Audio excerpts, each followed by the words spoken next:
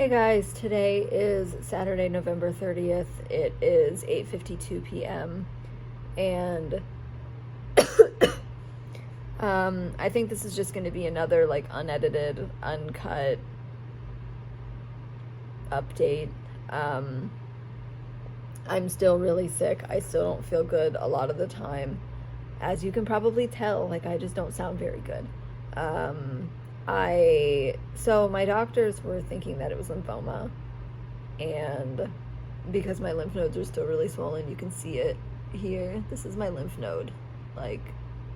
This lump, that's not my jawline, that's my lymph node. They were starting to think that it was lymphoma, and I had an ultrasound a few weeks ago, I think at this point, and they have referred me to an ears, nose, and throat doctor to get a biopsy on it. And I have a stomach ultrasound coming up this week to just make sure that everything in there is good, because I've been so nauseous and sick to my stomach and all of that. But so I don't want to put a picture up because that would mean editing. So here, this is my air filter. This was in there for a month. 1 month. That's it. One singular month. And this top part, this white part up here, that white part doesn't go, it doesn't fit. So that's the clean air filter. The rest of it is a month. So I'm thinking that, I'm not thinking. So I went to a friend about my symptoms, and he was basically like, hey babe, stupid question, do you think you have mold? And it makes sense because I had reached out to my landlords with the concern of mold in July, and I asked them, hey, I think there's mold in my HVAC, I would like it to be checked out. And then when they brought somebody out here, he just moved my air filter, looked at it, and it said, no, you're fine. And then he poured white vinegar in it, and then he left, and that's it. And by that point I had already developed mono because of my EBV, but Epstein-Barr virus. But the issue with that is that Epstein-Barr virus can be triggered because of mold exposure, and I am experiencing textbook mold exposure, long-term mold exposure symptoms. Literally every single symptom that I've been having: the nausea, the acid reflux, the coughing, the respiratory problems, the headaches, the fatigue, the nose. My nose has been so my nose isn't stuffed. That's just none of it. I don't have any snot. It's just swollen. The trouble breathing, the everything, it all ties back to mold. It all ties back to long-term mold exposure. And especially with me being in this apartment and not really opening windows that often. So I have an appointment soon to go and get mold toxicity tested to see if I'm having mold poisoning. I talked to a telehealth doctor today, and obviously he couldn't do much. He can't officially diagnose me with anything, but he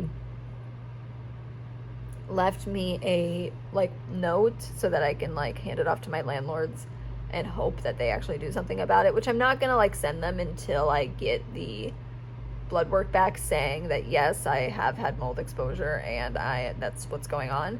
But the plan is recommended to leave and find alternative lodging arrangements ASAP due to suspected mold exposure, which is called secondary recurrent health issues. Follow up in person for a full physical exam and further management. Discussed likely cause of symptoms and expected course with patient.